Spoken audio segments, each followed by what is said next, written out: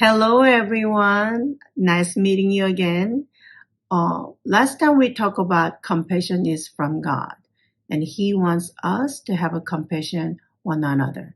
Today, I want to talk about how we are going to show the compassion like Jesus would. Now, Jesus is God in the flesh. He experienced human life and is able to sympathize with us fully. He lived a perfect life and modeled things like compassion for us. By observing the compassion of Christ, we can catch a glimpse of the compassion of the Father and see how we ourselves can show compassion to others. Now, first, we need to understand our neighbor's needs. In fact, sympathy alone doesn't change anything to someone who is suffering. To extend our love, first we should understand something about their needs. That means trying to put ourselves in their shoes. In the case of people we already have a relationship with, it may mean we observe and ask questions to better understand what they are going through.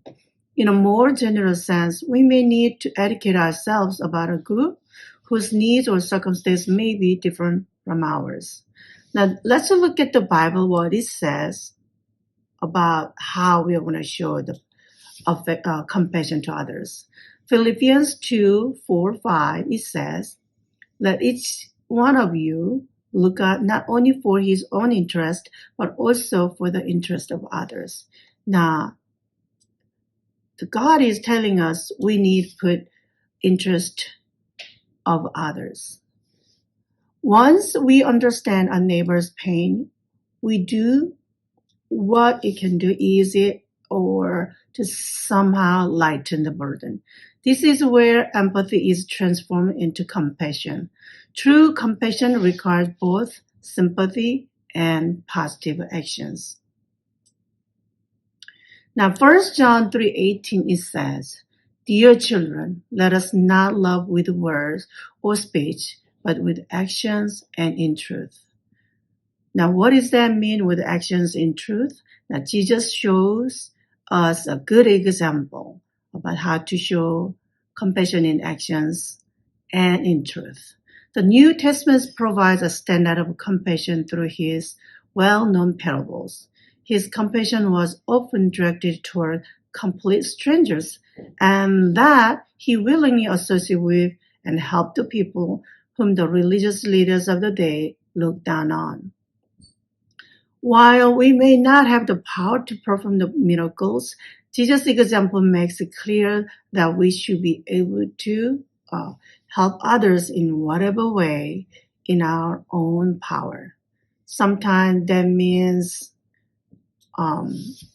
simply praying for them, or depending on the situation, sometimes just reaching out to them when they are sick, or just being there when they need someone to listen. Whatever we can reasonably do to ease their burden, that would be a nice way to show the actions. And all that, we need to do it in truth.